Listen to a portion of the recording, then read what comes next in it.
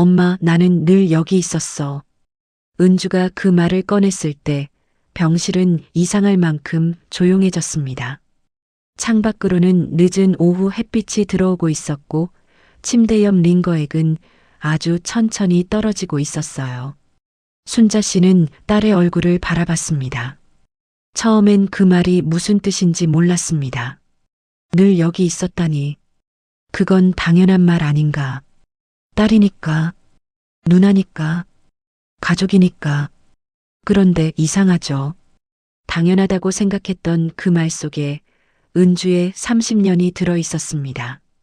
순자 씨는 올해 73이었습니다. 젊은 시절부터 고생을 많이 했습니다. 남편 월급만으로는 두 아이 키우기가 빠듯해서 시장 한쪽에서 반찬 장사를 했습니다. 새벽 5시면 눈을 떴고 쌀을 씻고 된장국을 끓이고 아이들 도시락을 쌌습니다. 겨울이면 손등이 터졌고 여름이면 땀이 등줄기를 타고 흘렀습니다. 그래도 순자 씨는 버텼습니다. 딸 은주와 아들 민호. 그 둘만 잘 크면 된다고 생각했어요. 그런데 사랑도 참 이상합니다. 분명 둘 다 사랑했는데 사랑이 닿는 모양은 달랐습니다. 민호는 어릴 때부터 몸이 약했습니다. 감기도 자주 걸렸고 조금만 무리하면 열이 났습니다. 순자 씨는 그런 민호가 늘 마음에 걸렸습니다. 우리 민호는 내가 더 챙겨야 해. 처음엔 걱정이었습니다. 그런데 걱정이 반복되면 습관이 됩니다. 아침 밥상에 생선 한 토막이 올라오면 살이 많은 쪽은 민호 밥 위에 놓였습니다. 계란 프라이를 해도 노른자가 예쁘게 살아있는 건 민호 차지였습니다. 은주는 그걸 보고도 아무 말하지 않았습니다. 처음엔 정말 몰랐으니까요. 어린 마음에도 이렇게 생각했습니다. 민호는 아프니까, 엄마는 바쁘니까, 나는 누나니까. 그 말들이 은주의 마음에 아주 조용히 쌓였습니다. 순자 씨는 은주에게 자주 말했습니다. 내가 누나니까 참아라. 내가 딸이니까 엄마 좀 도와라. 너는 알아서 잘하잖아. 은주는 처음엔 그 말이 칭찬인 줄 알았습니다. 알아서 잘하는 아이, 손 안 가는 아이, 엄마 마음을 먼저 알아주는 딸. 그런데 칭찬처럼 들리던 말은 어느 순간부터 역할이 됐습니다. 민호가 아프면 은주가 약국에 뛰어갔습니다. 엄마가 장사를 늦게 마치면 은주가 밥을 안 쳤습니다. 학교에서 돌아와 가방도 내려놓기 전에 설거지를 했고 저녁이면 민호 숙제도 봐주었습니다. 순자 씨가 나쁜 엄마였던 건 아닙니다. 오히려 너무 힘든 엄마였습니다. 그래서 은주는 더 말하지 못했습니다. 엄마도 힘든데, 엄마도 겨우 버티는데, 내가 힘들다고 말하면 내가 못된 딸이 되는 것 같았습니다. 은주는 그렇게 착한 딸이 되어갔습니다. 그런데 착한 딸이라는 말은 가끔 무섭습니다. 착한 딸은 서운해도 티내지 않습니다. 울어도 조용히 웁니다. 갖고 싶은 게 있어도 먼저 말하지 않습니다. 중학교 때였습니다. 친구들이 새 운동화를 신고 왔습니다. 흰색 바탕에 파란 줄이 들어간 운동화였어요. 은주도 갖고 싶었습니다. 며칠을 망설이다가 겨우 말했습니다. 엄마, 나 운동화가 좀 작아. 순자 씨는 장부를 보다가 고개도 들지 못하고 말했습니다. 조금만 더 신어. 이번 달은 민호 병원비가 많이 나갔어. 은주는 응하고 돌아섰습니다. 그날 밤 발가락 끝이 아파도 운동화를 더 신었습니다. 그때 은주는 배웠습니다. 나는 나중이어도 되는 사람. 조금 불편해도 괜찮은 사람. 말하지 않으면 아무도 모르는 사람. 그런데 말하면 부담이 되는 사람. 은주는 커서도 그런 사람이 되었습니다. 회사에서도 그랬습니다. 누가 야근을 부탁하면 거절을 잘 못했습니다. 친구가 힘든 이야기를 하면 밤늦게까지 들어줬지만 정작 자기 이야기는 꺼내지 않았습니다. 연애를 해도 마찬가지였습니다. 상대가 조금만 힘들어 보이면 먼저 물러섰습니다. 누군가에게 기대는 법을 잘 몰랐습니다. 사람들은 은주에게 말했습니다. 너는 참 야무지다. 은주는 그 말이 싫었습니다. 그 말 뒤에 늘 다른 말이 숨어 있는 것 같았거든요. 너는 안 챙겨도 되지? 너는 혼자서도 괜찮지? 너는 힘들어도 참을 수 있지? 그런데 은주만 아팠던 건 아닙니다. 민호도 편하기만 했던 건 아니었어요. 순자 씨는 민호에게 자주 말했습니다. 민호야, 너는 우리 집안의 기둥이야. 어릴 때 민호는 그 말이 좋았습니다.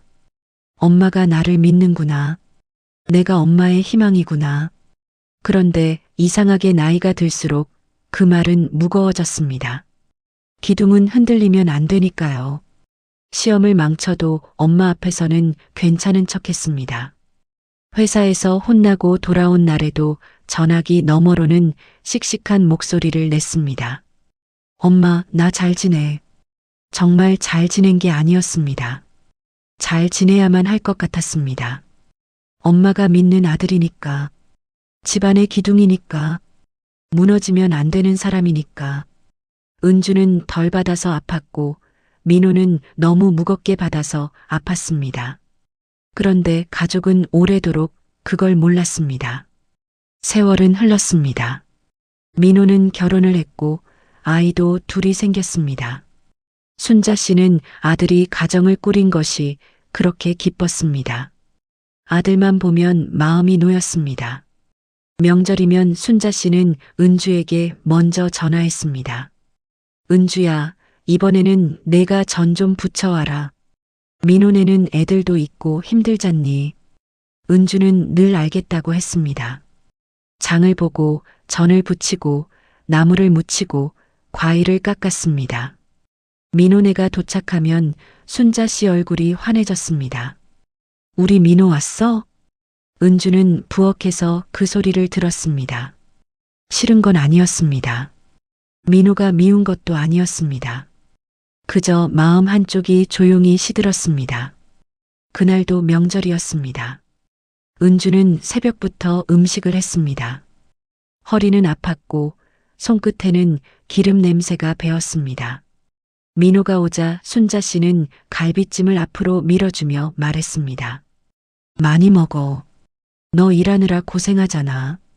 은주는 젓가락을 멈췄습니다. 나도 일하는데, 나도 오늘 새벽부터 서 있었는데, 그 말이 목까지 올라왔지만 삼켰습니다.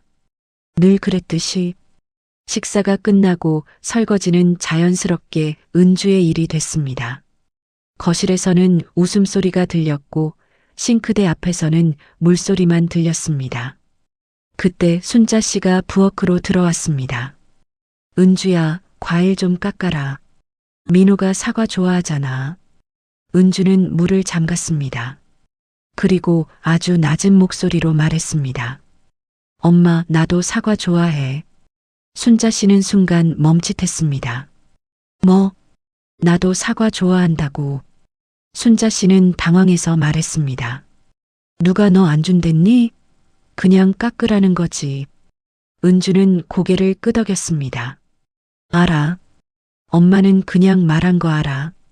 그날 은주는 과일을 깎았습니다. 설거지도 마쳤습니다. 웃으면서 인사하고 집으로 돌아갔습니다. 그런데 그날 이후 은주의 마음속에서는 무언가가 조용히 닫혔습니다. 엄마의 전화가 와도 바로 받지 않았습니다. 한참 화면을 바라보다가 받았습니다. 엄마가 싫어진 건 아니었습니다. 그저 엄마 목소리를 들으면 어릴 적 자기 마음이 같이 깨어났습니다. 몇 달 뒤 순자 씨가 쓰러졌습니다. 시장에 갔다가 갑자기 어지러워 주저앉았고 지나가던 사람이 119를 불렀습니다. 병원에서는 큰 고비는 넘겼지만 며칠 입원해서 검사를 해야 한다고 했습니다. 가장 먼저 연락을 받은 사람은 은주였습니다. 순자 씨 휴대전화 최근 통화 목록 맨 위에 은주가 있었기 때문입니다. 은주는 회의 중이었습니다. 병원 전화를 받고 얼굴이 하얗게 질렸습니다. 곧장 조퇴하고 병원으로 달려갔습니다. 접수하고 보호자 서류를 쓰고 의사 설명을 듣고 입원실을 알아봤습니다. 그 모든 일을 은주가 했습니다. 그리고 민호에게 전화를 걸었습니다. 민호야, 엄마 쓰러지셨어. 병원으로 와야 할 것 같아. 민호는 놀란 목소리였습니다. 누나, 나 지금 중요한 회의가 있어서 끝나고 갈게. 은주는 알겠다고 했습니다. 익숙한 대답이었습니다. 그날 밤 은주는 병실 간이 침대에서 잠을 잤습니다. 아니, 잠을 잤다기보다 눈을 감았다 뜨기를 반복했습니다. 순자 씨는 링거를 맡고 있었고 얼굴은 조금 창백했습니다. 은주는 엄마 손을 바라봤습니다. 마디가 굵고 거친 손. 그 손으로 밥을 짓고 장사를 하고 자식을 키웠습니다. 미운 손이 아니었습니다. 불쌍한 손이었습니다. 그런데 이상했습니다. 그 손을 보면 고마움만 떠오르지 않았습니다. 서운함도 같이 올라왔습니다.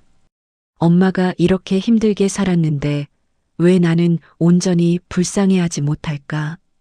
왜 엄마가 아픈 순간에도 내 오래된 마음이 같이 아플까?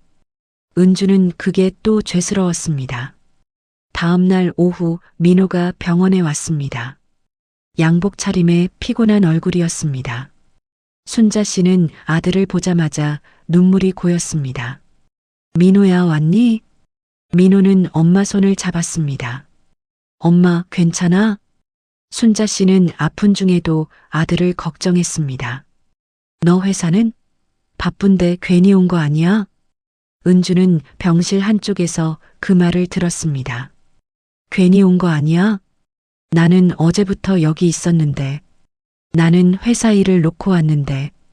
엄마는 나에게는 그런 말을 하지 않았다. 은주는 아무 말 없이 물병을 갈았습니다. 민호는 2시간쯤 있다가 일어났습니다. 엄마, 내일 다시 올게. 하지만 다음 날 민호는 오지 못했습니다. 아이가 열이 났고 회사 일이 밀렸고 거래처 미팅이 생겼습니다. 전화는 했습니다. 순자 씨는 전화기 너머 민호 목소리를 들으며 말했습니다. 괜찮다. 바쁜데 오지 마라. 은주가 있잖니. 은주는 병실 문 앞에서 그 말을 들었습니다. 은주가 있잖니. 그 말은 너무 익숙해서 더 아팠습니다. 어릴 때도 그랬습니다. 엄마에게 은주는 늘 있는 사람이었습니다. 부르면 오는 사람, 부탁하면 해주는 사람, 화내지 않는 사람, 그래서 가장 쉽게 미뤄지는 사람. 이번 사흘째 되는 날, 은주는 결국 지쳤습니다. 회사에는 계속 양해를 구해야 했고, 병원비도 알아봐야 했고, 보호자 면담도 들어야 했습니다. 그런데 순자 씨는 자꾸 민호 걱정만 했습니다. 민호는 밥 잘 먹고 있나? 민호가 너무 무리하면 안 되는데. 민호는 어릴 때부터 몸이 약해서 내가 늘 걱정이야. 은주는 한참 듣다가 조용히 말했습니다. 엄마, 왜? 엄마는 내가 힘든 건 안 보여? 순자 씨는 놀란 얼굴이 됐습니다. 무슨 소리야? 은주는 엄마를 바라봤습니다. 이번에는 피하지 않았습니다. 나도 어제부터 잠 제대로 못 잤어. 회사도 계속 빠지고 있어. 병원비도 알아보고 있고 의사 선생님 설명도 내가 듣고 있어. 그런데 엄마는 계속 민호 걱정만 하잖아. 순자 씨는 당황했습니다. 그리고 해서는 안 될 말을 해버렸습니다. 민호는 애들도 있고 회사도 바쁘니까 그렇지.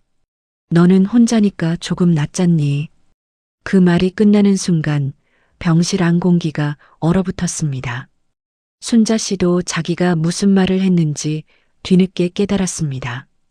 은주는 웃지도 울지도 못한 얼굴로 엄마를 봤습니다. 혼자니까 낫다고? 은주야, 엄마 말은 그런 뜻이 아니라. 은주는 천천히 고개를 저었습니다. 엄마 말은 늘 그런 뜻이 아니었지. 그런데 나는 늘 그렇게 들었어. 그리고 그날 은주는 처음으로 오래 참아온 말을 꺼냈습니다. 엄마, 나는 어릴 때부터 그랬어. 민호 아프면 내가 약 사러 갔고, 엄마 늦으면 내가 밥했고, 명절이면 내가 음식했고, 엄마 병원 오면 내가 호호자했어. 은주의 목소리는 크지 않았습니다. 그래서 더 아팠습니다. 나는 늘 여기 있었어. 순자 씨는 아무 말도 하지 못했습니다. 은주는 계속 말했습니다. 엄마가 나를 안 사랑한 거 아니란 거 알아. 알아서 더 힘들었어.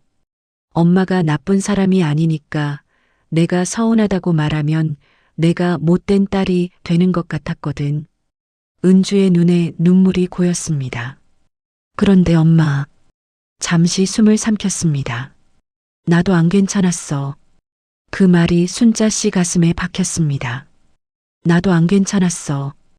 원망처럼 들리지 않았습니다. 오래 참은 사람의 고백처럼 들렸습니다. 순자 씨는 변명하고 싶었습니다. 나도 힘들었다고. 그때는 다 그렇게 살았다고. 너희 키우느라 나도 내 인생이 없었다고. 그런 말들이 목까지 올라왔습니다. 그런데 은주의 얼굴을 보자 말할 수 없었습니다. 딸은 화난 얼굴이 아니었습니다. 지친 얼굴이었습니다. 더 싸우고 싶지 않은 사람의 얼굴. 이제는 이해받기를 포기할까봐 스스로도 두려운 사람의 얼굴이었습니다. 그날 저녁 민호에게서 전화가 왔습니다. 순자 씨는 평소처럼 밝은 척 받았습니다. 민호야, 괜찮다. 엄마 괜찮아. 민호는 잠시 머뭇거리다 물었습니다. 엄마, 누나 힘들지? 순자 씨는 은주를 바라봤습니다. 은주는 창가 쪽에 서 있었습니다. 순자 씨는 처음으로 쉽게 대답하지 못했습니다. 그렇겠지. 민호가 한숨을 쉬었습니다. 나도 가고 싶은데 요즘 회사가 너무 정신없어. 애들도 아프고. 근데 누나한테 또 다 맡기는 것 같아서 마음이 안 좋아. 순자 씨는 조용히 들었습니다. 그러다 자신도 모르게 물었습니다. 민호야. 응? 너도 힘들었니? 전화기 넘어가 조용해졌습니다. 한참 뒤 민호가 낮은 목소리로 말했습니다. 엄마, 나도 가끔은 무서웠어. 순자 씨는 숨을 멈춘 듯 했습니다. 민호가 이어 말했습니다. 엄마가 나한테 늘 집안의 기둥이라고 했잖아. 그 말이 싫었던 건 아니야. 고마웠어.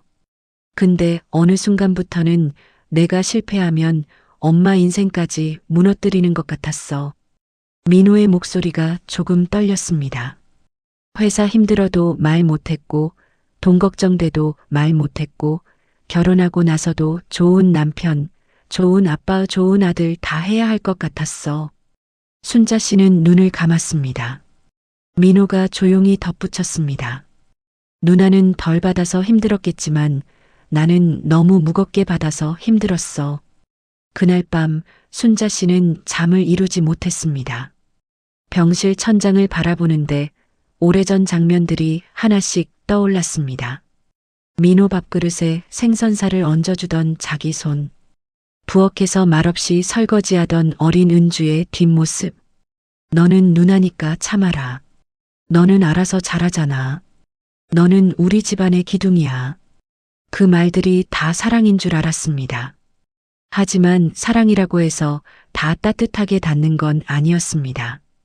어떤 사랑은 한 사람을 외롭게 만들었고 어떤 사랑은 한 사람을 무겁게 만들었습니다. 순자 씨는 조용히 손을 모았습니다. 오래전부터 교회에 다녔지만 기도는 어느 순간 습관처럼 되어 있었습니다. 우리 자식 잘 되게 해주세요. 우리 민호 건강하게 해주세요. 우리 은주 좋은 사람 만나게 해주세요. 늘 그런 기도였습니다. 그런데 그날 밤 기도는 달랐습니다. 하나님, 제가 몰랐습니다. 목소리가 떨렸습니다. 사랑한다고 하면서 아이들 마음을 제대로 보지 못했습니다. 제가 받은 상처를 자식들에게 그대로 물려주지 않게 해주세요. 늦었지만 다르게 사랑하게 해주세요. 눈물이 흘렀습니다. 순자 씨는 처음으로 자식들의 성공이 아니라 자식들의 마음을 위해 기도했습니다. 다음 날 아침, 은주가 병실 커튼을 열었습니다. 햇빛이 천천히 들어왔습니다. 순자 씨는 한참 딸의 뒷모습을 바라봤습니다. 그리고 어렵게 불렀습니다. 은주야. 은주가 돌아봤습니다. 응. 순자 씨는 입술을 여러 번 달싹였습니다. 미안하다는 말은 쉽지 않았습니다.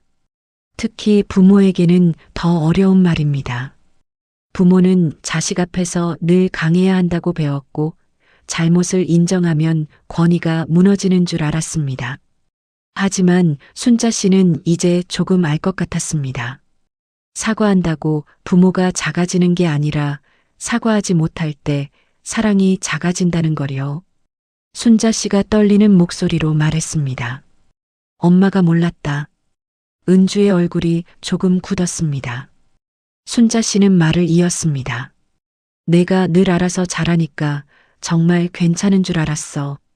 내가 말이 없으니까 서운한 게 없는 줄 알았어. 내가 옆에 있어주니까 당연한 줄 알았어. 순자 씨 눈에 눈물이 맺혔습니다.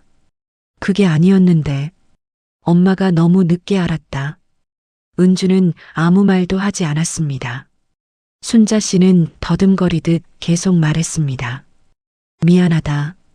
내가 딸이라서 당연한 게 아니었는데, 내가 누나라서 참아야 하는 게 아니었는데, 엄마가 너한테 너무 많이 기대었다. 은주는 고개를 숙였습니다. 울지 않으려고 입술을 깨물었습니다. 듣고 싶었던 말이었습니다. 그런데 막상 들으니 마음이 한 번에 풀리지는 않았습니다. 상처는 말 한마디로 사라지지 않습니다. 오래 쌓인 서운함은 사과 한 번으로 깨끗해지지 않습니다. 그래도 이상하게 숨이 조금 쉬어졌습니다. 엄마가 드디어 봐준 것 같았습니다. 내가 여기 있었다는 걸, 내가 괜찮은 척 했다는 걸, 나도 사랑받고 싶었던 딸이었다는 걸. 그날 오후 민호도 병원에 왔습니다. 이번에는 회사에 반차를 냈다고 했습니다. 민호는 병실에 들어와 누나를 보자 먼저 말했습니다. 누나 미안해. 은주는 어색하게 웃었습니다. 뭐가? 민호는 머쓱한 얼굴로 말했습니다. 나도 알았는데 모른 척한 것 같아. 엄마 일 있으면 늘 누나가 먼저 움직이는 거. 명절에도 누나가 다 하는 거. 나도 편했어. 은주는 대답 대신 물컵을 건넸습니다. 민호는 물을 받아들고 조용히 앉았습니다. 가족인데 참 이상했습니다. 서로를 너무 잘 안다고 생각했는데 사실은 모르는 게 더 많았습니다. 은주는 민호가 부러웠고 민호는 은주가 자기를 싫어한다고 생각했습니다. 은주는 엄마의 걱정을 받고 싶었고 민호는 엄마의 걱정이 무서웠습니다. 같은 집에서 자랐는데 서로 다른 외로움을 안고 살았습니다. 며칠 뒤 순자 씨는 퇴원했습니다. 물론 하루아침에 모든 것이 바뀌지는 않았습니다. 오래된 습관은 쉽게 사라지지 않습니다. 순자 씨는 무심코 은주에게 내가 좀 해라라고 말하려다가 멈춘 적도 있었습니다. 민호에게 너만 믿는다라고 말하려다가 입을 다문 적도 있었습니다. 대신 이렇게 말하려고 애썼습니다. 은주야, 내가 힘들면 안 해도 된다. 민호야, 너도 힘들면 말해라. 처음엔 모두 어색했습니다. 가족이란 원래 그런지도 모릅니다. 상처 주는 말은 너무 쉽게 나오는데 마음을 살리는 말은 연습이 필요합니다. 명절이 다시 돌아왔습니다. 이번에는 조금 달랐습니다. 은주 혼자 장을 보지 않았습니다. 민호가 먼저 전화를 했습니다. 누나, 이번엔 내가 갈비찜 맡을게. 저는 사도 되지 않을까? 은주가 웃었습니다. 엄마가 뭐라 하시겠지. 내가 말할게.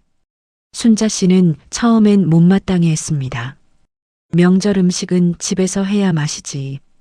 그러다 잠시 멈추고 말했습니다. 그래. 이제 힘들게 많이 하지 말자. 작은 변화였습니다. 하지만 은주에게는 작지 않았습니다. 명절 당일 은주는 예전처럼 새벽부터 부엌에 서 있지 않았습니다. 민호는 아이들과 과일을 씻었고 며느리는 나물을 접시에 담았습니다. 순자 씨는 의자에 앉아 그 모습을 바라봤습니다. 마음 한구석이 허전하기도 했습니다. 평생 해오던 방식이 무너지는 것 같았으니까요. 하지만 동시에 편안했습니다. 가족을 지키는 일이 누군가 한 사람이 참는 일만은 아니라는 걸 이제 조금 알게 되었으니까요. 밥상 앞에서 순자 씨는 생선 한 토막을 집었습니다. 예전 같으면 자연스럽게 민호밥 위에 올렸을 겁니다. 그런데 이번에는 잠시 멈췄습니다. 그리고 반을 나누어 은주 접시에도 올렸습니다. 은주야, 너도 먹어. 은주는 그 작은 생선 조각을 바라봤습니다. 별것 아닌 일이었습니다. 정말 별것 아니었습니다. 그런데 목이 메었습니다. 어릴 때 받고 싶었던 건 대단한 선물이 아니었는지도 모릅니다. 엄마가 나도 좋아하는지 물어봐 주는 것. 내 접시에도 한 번쯤 먼저 올려주는 것. 나도 힘들지 않냐고 물어봐 주는 것. 그런 작은 것들이었습니다. 식사가 끝난 뒤 순자 씨가 조용히 말했습니다. 가족이라고 다 아는 게 아니더라. 모두가 순자 씨를 바라봤습니다. 순자 씨는 부끄러운 듯 웃었습니다. 가까우니까 더 물어봐야 하는 건데 나는 가까우니까 안 물어봐도 되는 줄 알았다. 은주는 아무 말 없이 엄마를 봤습니다. 순자 씨가 천천히 말을 이었습니다. 엄마가 잘못한 것도 많다. 하루아침에 다 갚을 수는 없겠지만 이제라도 다르게 해보려고 한다. 그 말에 은주는 물을 마셨습니다. 눈물이 날 것 같았기 때문입니다. 그날 저녁 은주는 집으로 돌아오는 길에 하늘을 올려다봤습니다. 마음이 완전히 가벼워진 것은 아니었습니다. 오래된 상처는 여전히 남아 있었습니다. 어떤 날은 또 서운할 것이고 어떤 말에는 예전 기억이 다시 올라올 것입니다. 그래도 달라진 게 있었습니다. 이제 그 마음을 혼자만 들고 있지 않아도 된다는 것. 엄마가 몰랐다고 말해주었다는 것. 민호가 미안하다고 말해주었다는 것. 그리고 무엇보다 은주 자신이 이제는 자기 마음을 숨기지 않아도 된다는 것. 순자 씨도 밤마다 조금씩 기도했습니다. 예전처럼 자식이 성공하게 해달라는 기도만 하지 않았습니다. 우리 은주 마음이 외롭지 않게 해주세요. 우리 민호 마음이 무너지지 않게 해주세요. 제가 아이들을 제 욕심대로 사랑하지 않게 해주세요. 기도는 순자 씨를 조금씩 낮아지게 했습니다. 낮아진다는 건 초라해지는 게 아니었습니다. 오히려 그제야 자식들의 얼굴이 제대로 보였습니다. 딸은 강한 아이가 아니라 오래 강한 척한 아이였습니다. 아들은 든든한 아이가 아니라 오래 든든한 척한 아이였습니다. 둘 다 엄마의 사랑이 필요했던 아이였습니다. 가족의 상처는 대부분 큰 사건 하나로만 생기지 않습니다. 매일 반복되는 작은 말, 늘 같은 사람에게 맡겨지는 일, 한 사람에게만 향하는 걱정, 다른 한 사람에게는 건네지 않는 질문, 그런 것들이 쌓여 마음의 모양을 만듭니다. 그래서 회복도 한 번의 사과로 끝나지 않습니다. 오늘 한 번 물어보고, 내일 한 번 멈추고, 다음 명절에 조금 나누고, 힘든 날에 먼저 알아봐 주는 것. 그렇게 아주 천천히 가족은 다시 배워갑니다. 사랑하는 법을요. 어머니는 자식을 사랑하지 않은 적이 없었습니다. 하지만 사랑하지 않은 적이 없다는 말이 상처 주지 않았다는 뜻은 아니었습니다. 딸은 당연한 사람이 되어 아팠고 아들은 무거운 사람이 되어 아팠습니다. 그리고 어머니는 너무 늦게서야 알았습니다. 가족 안에서 가장 조용한 사람이 가장 많이 참고 있을 수 있다는 걸, 가장 든든해 보이는 사람이 사실은 한 번도 기대지 못했을 수 있다는 걸. 그날 이후 순자 씨는 은주에게 전화를 걸 때마다 먼저 묻습니다. 은주야, 오늘은 내 마음이 어땠니? 처음엔 은주도 웃었습니다. 엄마답지 않게 왜 그래? 순자 씨는 말했습니다. 그동안 안 물어봐서 이제 물어보는 거다. 은주는 한참 말이 없다가 대답했습니다. 오늘은 조금 힘들었어. 순자 씨는 예전처럼 해결책부터 말하지 않았습니다. 그냥 들었습니다. 그랬구나. 많이 힘들었겠다. 그 말 한마디에 은주는 눈물이 났습니다.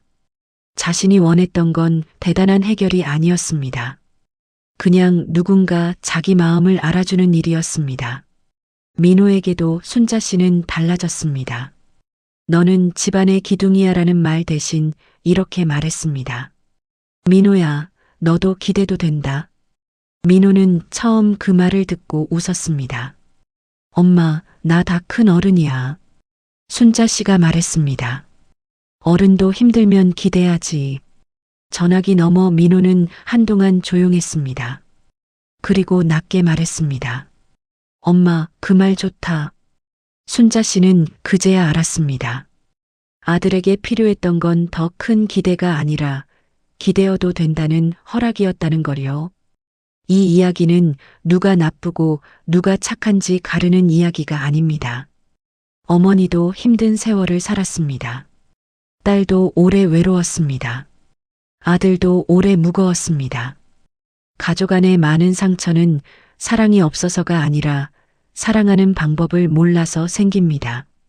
그래서 늦게라도 물어봐야 합니다. 너는 정말 괜찮았니? 내가 너를 너무 당연하게 여겼니? 너에게 너무 무거운 이름을 준 건 아니니? 그 질문 하나가 오래 닫힌 마음의 문을 조금 열 수도 있습니다. 그날 어머니는 처음 알았습니다. 딸은 괜찮았던 게 아니라 괜찮은 척하고 있었다는 걸요. 아들은 든든했던 게 아니라 든든한 척하고 있었다는 걸요. 가족이라고 해서 마음을 다 아는 건 아닙니다. 가장 가까운 사람에게도 늦기 전에 물어봐야 합니다. 그동안 많이 외로웠니? 그리고 사랑한다면 그 대답을 끝까지 들어줘야 합니다.